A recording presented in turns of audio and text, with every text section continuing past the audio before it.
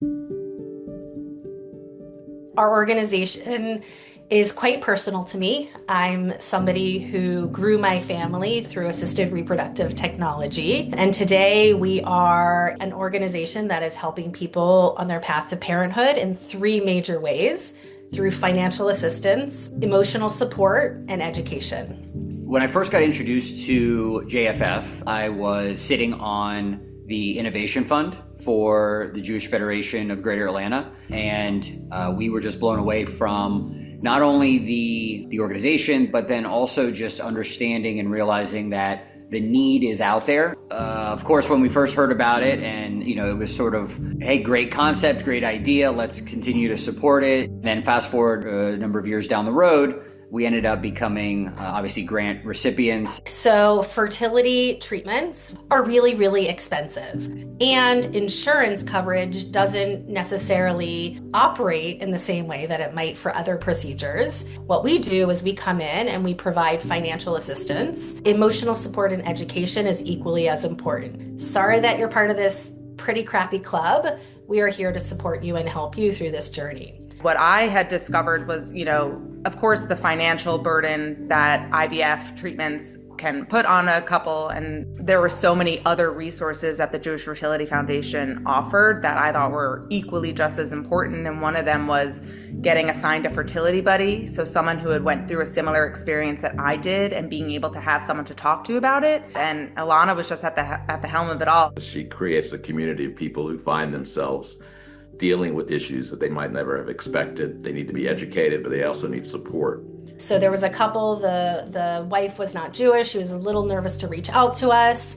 And her husband reached out and said, listen, I'm Jewish. I had a bar mitzvah. My wife is not Jewish. We're like, no problem. We're happy to help, offer support in any way possible. Thankfully, after they took advantage of our support, they had a child. And this was one of the very first experiences that they had in the Jewish community.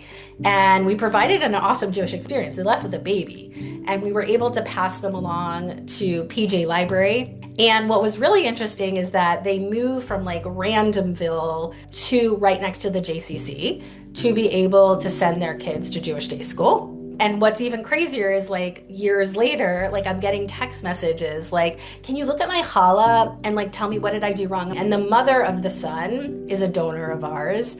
She reached out at one point several years ago and was like, thank you for bringing my kids into the community. I think we all are striving to try to connect on a more personal level, and this just makes it very easy for that community and for those connections to occur. We're all just looking for a place to belong and a place where we don't feel like, oh my God, is this only happening to me? Because it's not. And I think, being Jewish, it's a big priority for community and togetherness and continuing Jewish life and bringing more Jewish babies into the world. You could say that Alana's saved a lot of worlds in her work. She's also held people's hands during times of great stress. She teaches us how to live our lives with quality and compassion, and she actually is a shining light for all of us to look to. I'm so proud of where we are, and I feel such a burden on my shoulders. It's 1 in 6 in the Jewish community who are going through infertility, 1 in 6 people right now. And even though we've given out hundreds of grants valued at more than $3 million, pat ourselves on the back, great job. But I look at all the communities of people who have 1 in 6 Jewish individuals who are going through infertility and need our financial support and our emotional support, and we're just having to say, I'm so sorry, we're not there yet. In so many of the personal essays that the people are writing in their fertility grant applications, they're talking about the world we live in and Jewish continuity, and that they want to be a part of that. And now more than ever, they want to raise a Jewish child. How can we not acknowledge that? So there's endless work to still happen. What JFF can continue to provide to all these families is more Jewish babies in the world, because that is what we need. So it's just really amazing, and we're honestly just so honored to have been able to get the support for them and have our miracle child, Jack.